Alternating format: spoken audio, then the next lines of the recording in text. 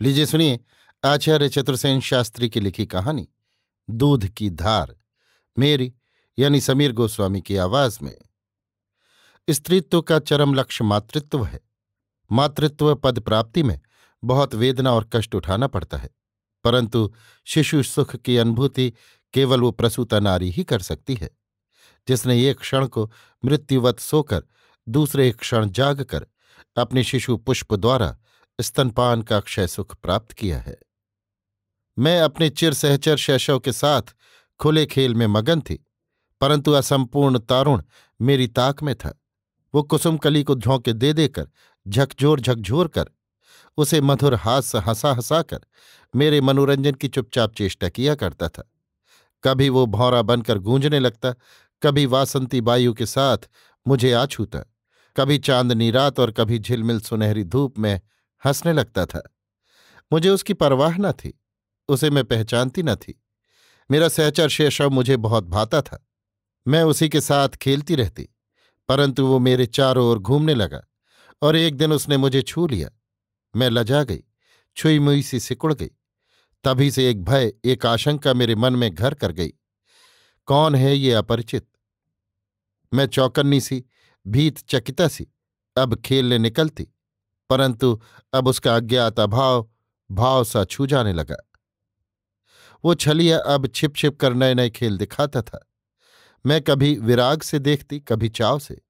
उसका छू जाना मुझे भाने लगा। मैं अपनी नजर बचाकर उसे निहारने लगी। वो मुझे छूता था, गुदगुदाता था, हंसाता था, आंख मिचौनी खेलता था, पर दिखता नहीं था। फिर भी वो मेरे मन को ऐसा भाया और मुझे उसने ऐसा भरमाया कि मैं उसी के ध्यान में खोई सी रहने लगी और एक दिन विमूढ़ हो उसी के हाथ बिक गई। फिर उस दिन मैंने उन्हें देखा तो मुझे ऐसा प्रतीत हुआ जैसे वही मेरे तन मन में रमा हुआ असंपूर्ण तारुण, जो मेरे साथ छिप छिप कर आंख मिचौने के खेल खेलता था, गुदगुदाता था, हंसाता था, छूता था, आज संपूर्ण होकर मूर्त हो उठा है। प्रभात के सतेज सूर्य के समान सुख, उषा के आलोक की भांति स्वर्णगात, हीरे सी आंखें और चांदी सा मस्तक, इस्पात सा सुदृढ़ और केले के समान नवीन पत्ते की भांति कोमल, जीवन की भांति प्रिय और सुंदर, पृथ्वी भर की मिठास उसके होठों में थी। जब वे बोले तो वाणी मूर्तिमती हो उठी। मैं उनमें खो गई। कुछ पता ही न लगा कि मैं मर गई या जी उठी। नेह नैना की राह हृदय में घर कर बैठा। उसका वो प्रचंड वेग मेरा नन्हा सा हृदय कैसे सह सका? जब सोचती हूं पागल हो जाती हूं। मैं तो यही जानती थी कि एक और एक दो होते हैं, पर अब तो हम दो एक हो रहे थे। ये सपना नहीं था, जीवन था, सच्चा जीवन। संसार की प्रत्येक वस्तु को हम कौतूहल से देखते थे और हर बार उन्हें नया पाते थे। नया ही क्यों, मोहक, जादू भरा और आह्लादमय आनंद की चरम सीमाएं हमें लांघ गई थीं। हम दोनों एक दूसरे में लय हो चुके थे। आह, सोने के हमारे दिन थे और चांदी की रात। पक्षी हमारे ही लिए चहचहाते थे, शीतल मंद बयार हमारे ही लिए बहती थी। सोने के प्याले जैसा सूरज रोज हमारे ही लिए निकलता था। तारों का मुकुट पहनकर और चांदनी में नहाकर रात हमें ही लोरियां गा गा कर सुलाने आती थी। वे मेरे रूप का बखान करते। अरे, तेरा रूप चटकती चांदनी की बहार दिखा रहा है। मेरे उज्ज्वल ललाट पर श्याम भूभाग को देखकर हंसकर वे कहते, गंगा की धार में भुजंग तैर रहे हैं। कभी मुझे सद्य स्नाता देख कहते, आहा, यहां तो वसंत आ रहा है। पुराने पत्ते झड़कर नवीन कोपले फूट रही हैं। उस दिन उन्होंने मेरी चंपे की कली सी उंगली को छूकर कहा था, तेरी ये वेणी तो सोने के खंभे पर चढ़ती हुई सर्पणी सी दीख पड़ रही है। फिर कहा था, तेरा अंग अंग श्रीखंड सा सलोना है। हाय हाय, इन बातों को सुनकर क्या होता था भला? सच कहूं, बढ़ी हुई बरसाती नदी का जल जैसे समुद्र के हिये में हलचल मचा देता है, उसी प्रकार, ठीक उसी प्रकार मेरे हृदय का हाल हो जाता था। उन दिनों मैं वसंत की फुलवारी बनी हुई थी। वसंत में जैसे फल और फूलों के भार से तरुवृंद झुक जाते हैं, उसी प्रकार मैं अपने ही भार से झुकी पड़ती थी। जब हम छुप कर एक दूसरे को देखते, संकेत करते, हंसते, तो एक चमत्कार सा लगता था, अननुभूत सा। हमारे परस्पर के प्रति आकर्षण का अंत न था, परंतु चमत्कार तो तब हुआ जब हमारी शक्ति और आकांक्षाओं ने एक में केंद्रित होकर हमारे जीवन में क्रांति ला दी थी। उद्दाम वासना की प्रचंड ज्वाला ने हमें सुलगता हुआ अंगारा बना दिया। प्रकृति का करिश्मा था, प्रेम के पर निकल आए थे और वो हमें कहीं का कहीं ले उड़ा था। परंतु ये क्या हुआ? भय और घबराहट ने मेरी आंखों में अंधेरा छा दिया। वो भय कैसा था ये मैं आज भी नहीं बता सकती। कुछ अस्वाभाविक सी अनहोनी बात थी। मेरे भय को जिसने सुना हंस दिया, जिसने जाना मुझे बधाइयां दी, परंतु मैं तो एक बारगी ही अधीर हो उठी। अब क्या होगा भला? धीरे धीरे मैं अब जान गई, ऐसा तो सभी को होता ही है। ये तो स्त्री जाति की स्वाभाविक घटना है। स्त्री स्त्री स्त्री। तब मैंने पहली बार जाना मैं स्त्री हूं, उनसे पृथक हूं, वे पुरुष हैं। दिन बीतते चले गए और मैं भारी और भद्दी होती चली गई। चलना फिरना मेरे लिए दूभर हो गया। मन और शरीर आलस्य से भर गया। मुझे मतली आती और बहुधा खाना पीना निकल जाता। फिर भी मेरी कोई चिंता नहीं करता था, जैसे मेरे साथ सभी की सहानुभूति समाप्त हो गई हो। सब कहते थे ऐसा होता ही है। वे थे कि कुटिल हास्य हंसते चल देते थे। मेरा पेट और कमर बेतुके होते जा रहे थे। हाय राम!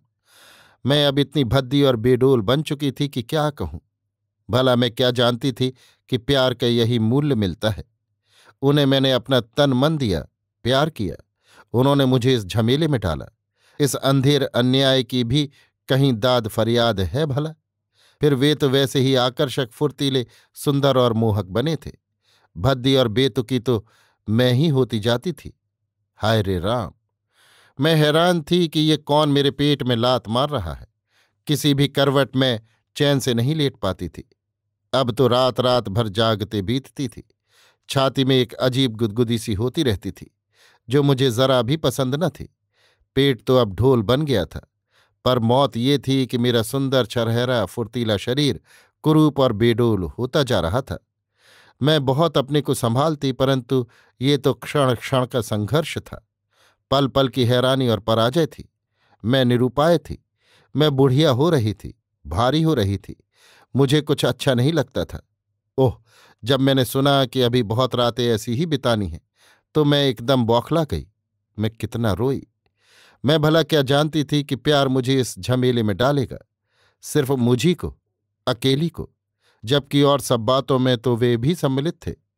मैं तो कह ही चुकी हूं कि मैं ये भी भूल चुकी थी कि हम, वे और मैं दो हैं।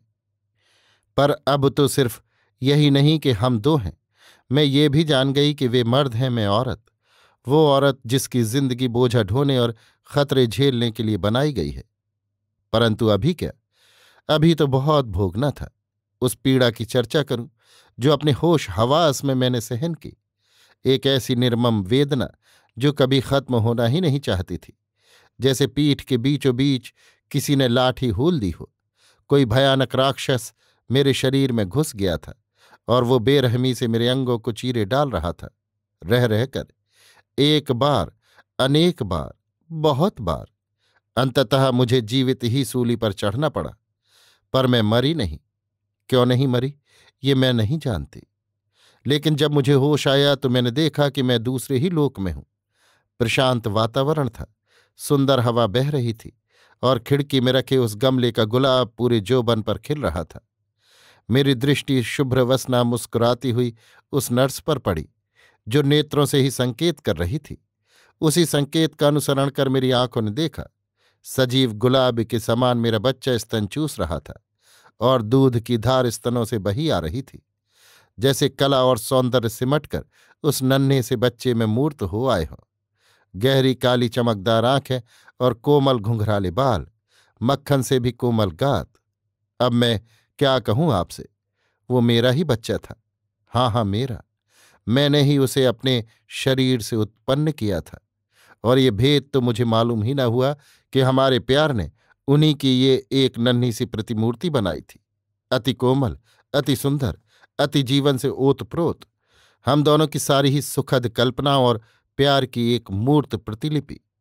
अजी, उसे मैंने ही उत्पन्न किया था, अपने को खोकर। मैं तो ये सोचने ही से निहाल हो गई। मुझे अब अपने कुरूप होने की क्या परवाह थी। अब तो मुझे अपने को देखने की सुध ही न रही। उसे ही एकटक देखती रह गई, ठगी सी, लुटी सी। मेरी छाती से दूध की धार उमड़ी चली आ रही थी, और जब उसने अपने छोटे से दंतहीन मुंह से स्तनों को पकड़कर खींचा, चमत्कार था, चमत्कार। उस आनंद का बखान मैं किस मुंह से करूं। मेरा नारी होना धन्य हो गया। मैंने जगत को सजीव सौंदर्य दिया था। मेरी छाती से दूध की धार उमड़ी आ रही थी। अभी आप सुन रहे थे आचार्य चतुर्सेन शास्त्री की लिखी कहानी दूध की धार, मेरी यानी समीर गोस्वामी की आवाज में।